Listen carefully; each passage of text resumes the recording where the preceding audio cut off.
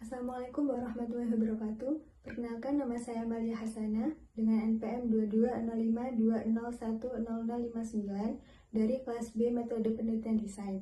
Pada kesempatan kali ini, saya akan menjelaskan tentang penelitian saya yang berjudul Efektivitas Warna Kontras pada Desain Informasi Transportasi Umum bagi Penyandang Low Vision. Sebelum itu, saya akan menjelaskan tentang apa itu low vision.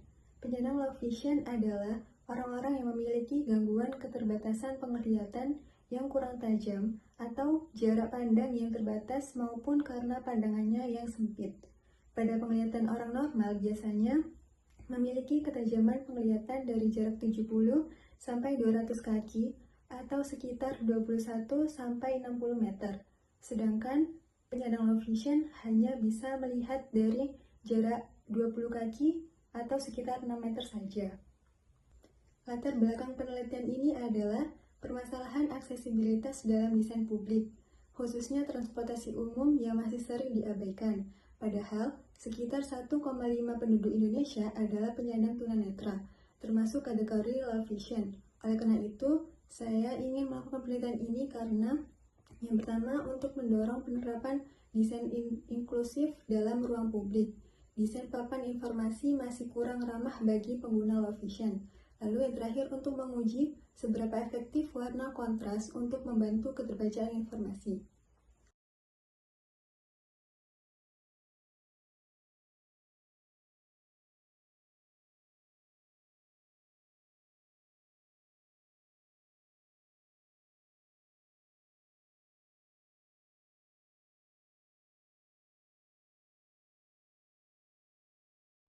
Rumusan masalah. Yang pertama, apakah pengguna warna kontras dalam desain transportasi umum di Indonesia efektif dalam meningkatkan aksesibilitas bagi penyandang low vision? Lalu yang kedua, apa saja hambatan visual yang dialami oleh pengguna low vision dalam memahami informasi yang tersedia di transportasi umum saat ini? Dan yang terakhir, apakah penerapan prinsip pada warna kontras dalam desain informasi transportasi umum sudah sesuai dengan standar aksesibilitas visual bagi pengguna low vision? Lalu tujuan yang pertama adalah untuk menganalisis efektivitas penggunaan warna kontras dalam meningkatkan keterbacaan desain informasi transportasi umum bagi penyandang low vision. Yang kedua adalah untuk mengidentifikasi hambatan-hambatan visual yang masih dihadapi oleh pengguna low vision ketika berada dalam lingkungan transportasi publik. Dan yang ketiga, untuk memberikan saran perbaikan desain informasi yang lebih ramah bagi penyandang low vision berdasarkan prinsip desain yang inklusif. Manfaat bagi penulis yakni menambah wawasan dan pengalaman dalam menerapkan desain inklusif serta memahami kebutuhan pengguna low vision secara langsung. Bagi masyarakat, meningkatkan aksesibilitas informasi visual di ruang publik bagi penyandang low vision agar lebih mudah, aman, dan setara. Dan bagi akademik, menjadi referensi dan bahan ajar dalam pengembangan ilmu desain komunikasi visual, khususnya dalam topik inklusivitas dan aksesibilitas. Hipotesis penelitian. Penggunaan warna kontras dalam desain informasi transportasi umum tidak berpengaruh signifikan terhadap keterbacaan informasi bagi penyandang low vision. H1 atau hipotesis alternatif yakni penggunaan warna kontras dalam desain informasi transportasi umum berpengaruh signifikan terhadap keterbacaan informasi bagi penyandang low vision.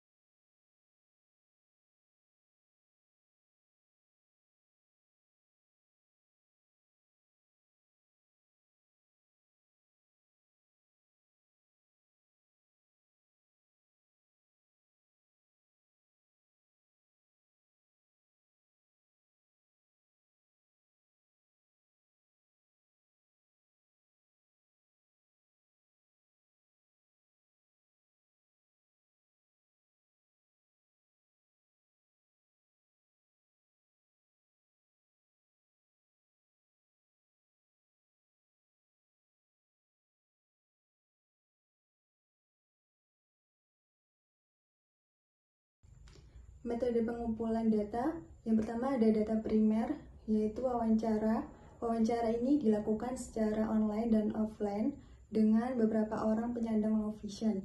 Lalu yang kedua, menggunakan data sekunder, yakni literatur. Sumber-sumber yang dijadikan referensi yaitu berupa buku, artikel, dan jurnal yang berkaitan dengan desain inklusif, warna kontras, dan low vision.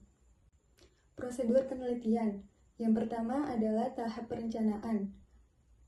Merumuskan latar belakang tujuan dan batasan masalah yang menjadi dasar dari penelitian. Setelah itu, dilakukan penyusunan landasan teori yang relevan dengan topik. Tahap yang kedua adalah pengumpulan data, yakni menghubungi dan mewawancarai beberapa penyandang low vision yang telah memenuhi kriteria sebagai partisipasi. Tahap yang ketiga ada analisis data. Analisis SWOT sebagai pendekatan tambahan untuk meninjau kekuatan, kelemahan, peluang, dan tantangan dari desain informasi yang diamati. Dan tahap terakhir yakni penyusunan laporan. Tahap akhir dari prosedur ini adalah menyusun seluruh hasil temuan dari ke dalam bentuk laporan penelitian secara terstruktur.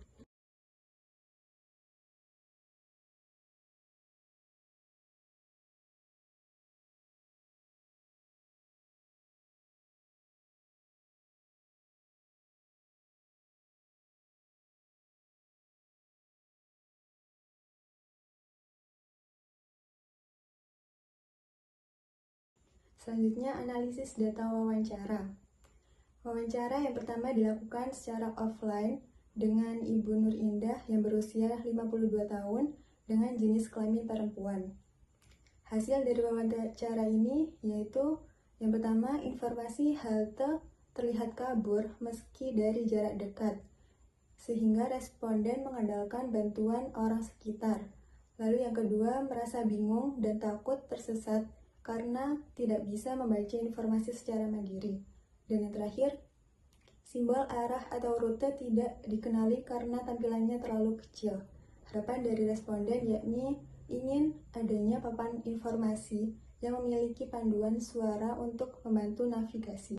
Wawancara yang kedua dilakukan secara online dengan dua orang, yaitu Natasha dan Safira yang berusia 25 tahun dan Safira 21 tahun. Jenis kelamin perempuan. Hasil dari wawancaranya, huruf pada papan terlalu kecil sehingga informasi tidak terbaca dari jarak lebih dari 2-3 meter. Dan terkadang pantulan sinar matahari menyebabkan papan silau dan membuat tulisan sulit terlihat. Dari segi warna merah dan warna orange pada jalur rute tampak hampir sama sehingga sulit untuk dibedakan. Lalu beberapa simbol pada papan jadwal dan peta juga sulit untuk dipahami. Harapan dari kedua responden ini yaitu tersedianya aplikasi mobile atau sistem digital. Selain itu juga media taktil atau peta timbul. Selanjutnya analisis SWOT. Dari segi kekuatan, yang pertama jalur transportasi bisa dibedakan dengan warna-warna yang berbeda dan latar belakang netral membuat elemen visual cukup kontras. Untuk segi kelemahannya, kontras warna antar beberapa jalur masih rendah, contohnya di warna merah dan orange. Lalu ukuran huruf terlalu kecil dan tipis sehingga tidak ramah bagi penyandang low vision. Untuk opportunity atau keuntungannya, meningkatkan aksesibilitas dengan mengadopsi standar desain inklusif dan adanya teknologi digital seperti peta interaktif yang bisa disesuaikan untuk low vision. Yang terakhir, tantangannya, yang pertama rute yang terlalu rumit membuat low vision merasa bingung untuk memahami rute tersebut, dan risiko diskriminasi penyandang low vision jika desain tidak diadaptasi. Hasil dari penelitian ini, yang pertama keterbacaan informasi. Mayoritas responden menyatakan bahwa papan informasi seperti jadwal dan peta rute sulit dibaca karena ukuran huruf yang terlalu kecil dan tipis. Lalu, untuk kontras warna, penggunaan warna seperti warna merah dan orange sangat sulit dibedakan oleh penyandang low vision. Beberapa jalur pada peta menggunakan warna yang mirip dan kurang mencolok. Dari segi pencahayaan, lingkungan, pencahayaan lingkungan, papan informasi sulit dibaca saat terkena pantulan cahaya matahari. Ada bagian yang menyilaukan mata dan saat berada di tempat yang cukup redup akan tampak kurang jelas. Dan terakhir, untuk simbol dan ikon, penyandang low vision kesulitan mengenali ikon atau simbol tanpa bantuan warna yang kontras. Yang terakhir, kesimpulan. Berdasarkan hasil penelitian ini, dapat disimpulkan bahwa desain informasi di halte Transmanggi belum efektif untuk penyandang low vision. Warna kontras rendah, ukuran huruf kecil, dan pencahayaan tidak mendukung menjadi hambatan utamanya. Maka dari itu, diperlukan penerapan desain inklusif dengan standar warna kontras agar informasi lebih mudah diakses. Sekian yang dapat saya sampaikan, kurang lebihnya mohon maaf. Terima kasih. Wassalamualaikum warahmatullahi wabarakatuh.